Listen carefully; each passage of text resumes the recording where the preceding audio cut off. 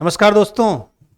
आज हम जो प्रश्नोत्तरी लेके आए हैं वो हैं साबुन और अपमार्जक से संबंधित। तो उम्मीद है इसका टेस्ट आपने एप्लीकेशन पे दे लिया होगा। तो आज हम देखते हैं साबुन और अपमार्जक से संबंधित प्रश्न। तो जो पहला प्रश्न है हमारा वो है इस प्रकार, निम्न में से कौन एक दीर्घ श्रृंखला वाला वसा अम्ल नहीं है।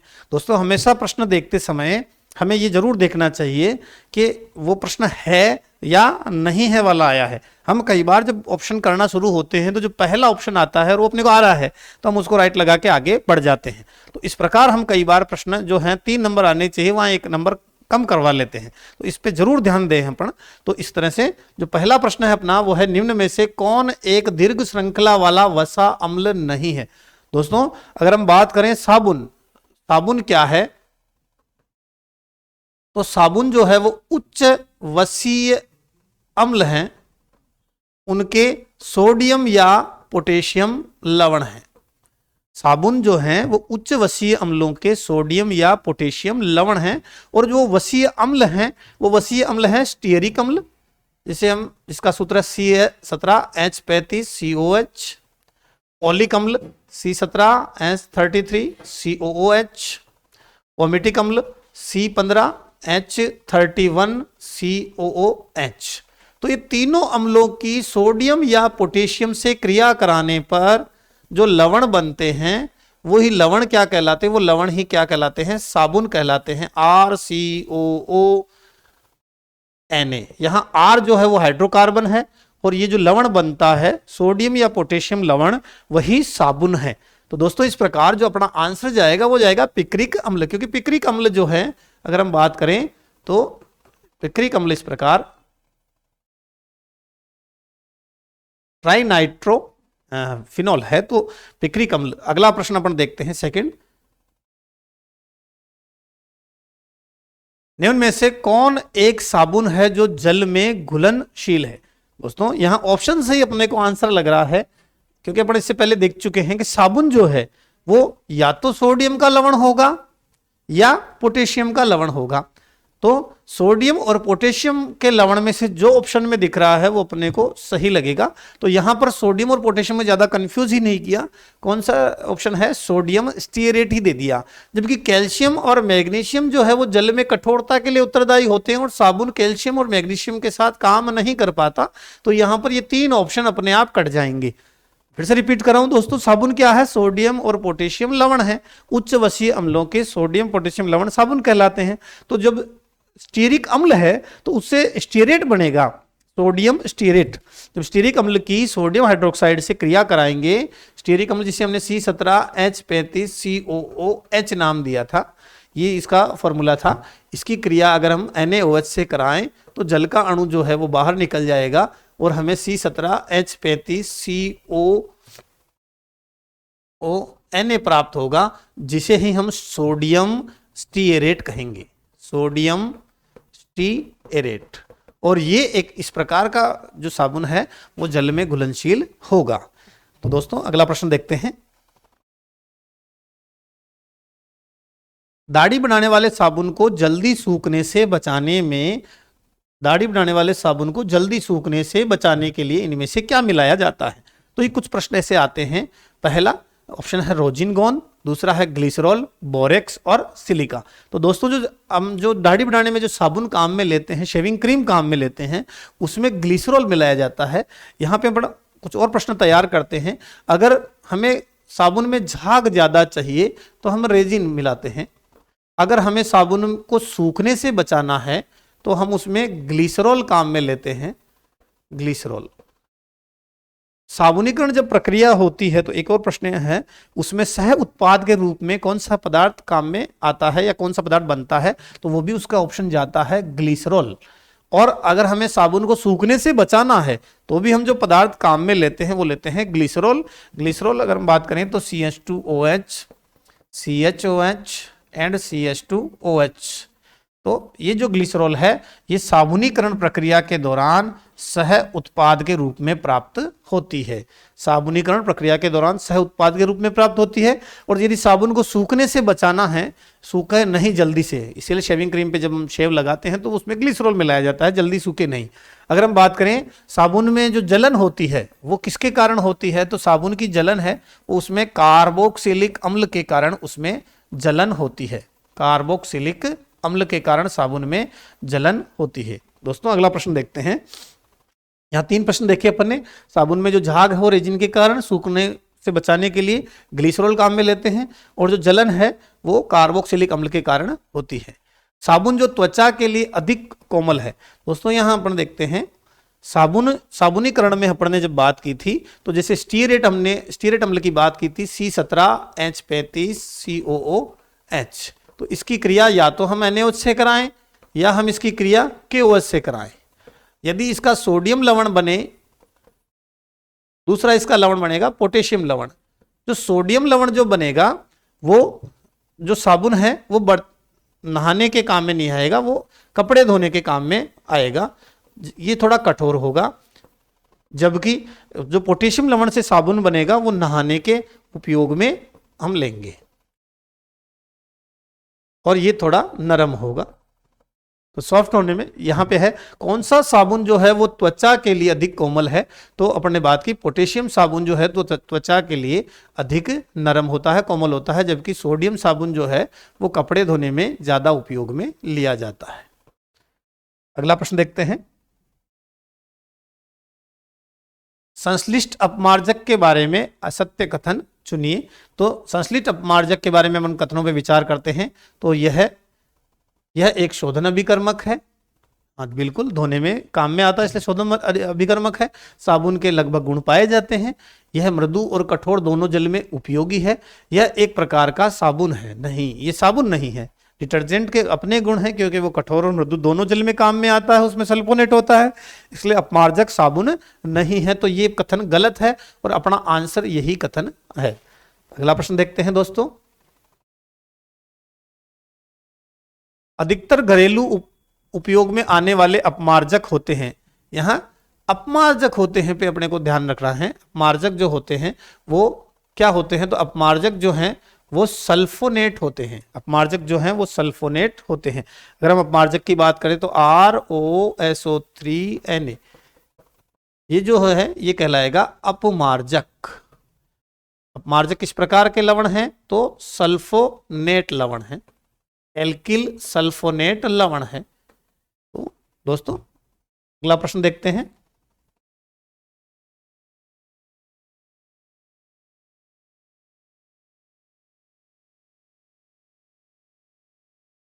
बर्तन धोने में उपयोग में आने वाले द्रव अपमार्जक प्रकार के होते हैं।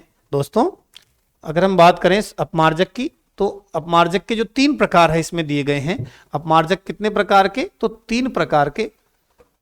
नंबर 1 ऋणायनिक अपमार्जक, नंबर 2 यहां बोर्ड पे दिया हुआ है धनायनिक अपमार्जक, और नंबर 3 अनआयनिक अपमार्जक।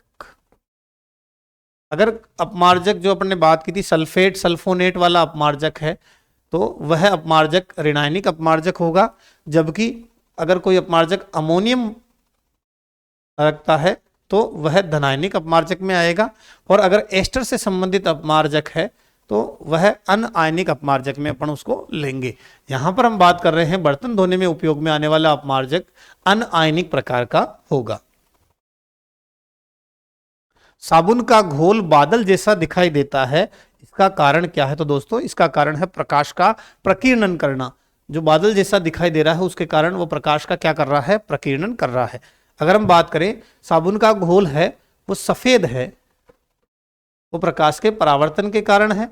साबुन का घोल जो है वो चमकीला दिखाई दे रहा है, उस चमकीले के पीछे प्रकाश का व्यतिकरण है,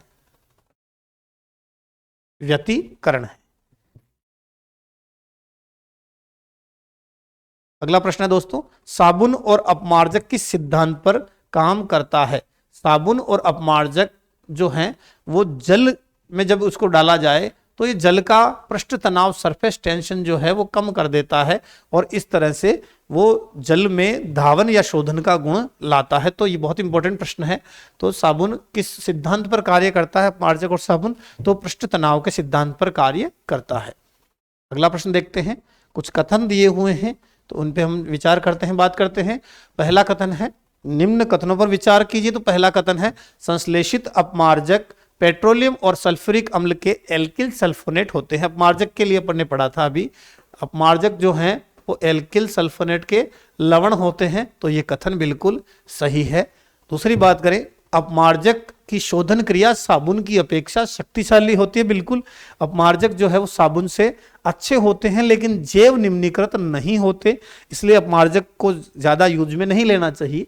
तीसरा, वही जो अपन बात कर रहे थे वो तीसरा कथन आ गया है, अपमार्जक जैव निम्नीकृत हैं।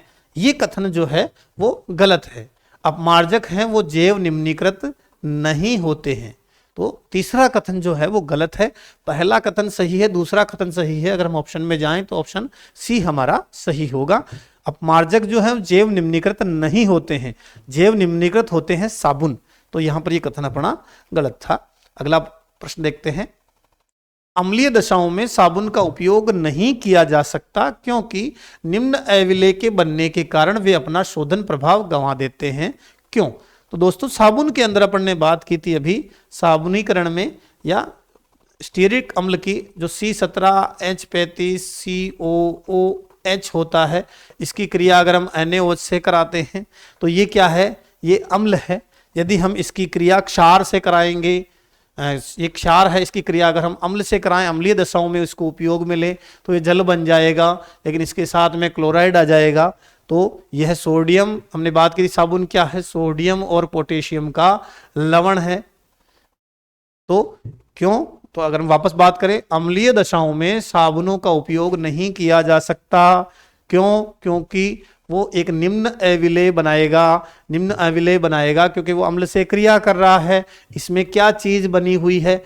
इसमें एक लंबी उच्च वसीय अम्लों की श्रृंखला है, उच्च वसीय अम्लों की श्रृंखला है। इसीलिए अपन ने बात शुरुआत में ही की थी, साबुन है क्या? उच्च वसीय अम्लों की शर्करा है, RCOONA, ये लवण ही साबुन कहलाता है। तो यहाँ जो R है ये उच्च वसीय अम्ल है, इसलिए हम इसको अम्लीय दशाओं में उपयोग में नहीं ले सकते। अगला प्रश्न देखते हैं। साबुन कैल्शियम, दो कथन दिए हुए हैं। साबुन कैल्शियम और मैग्नीशियम के लवण युक्त जल के साथ झाग नहीं बनाते।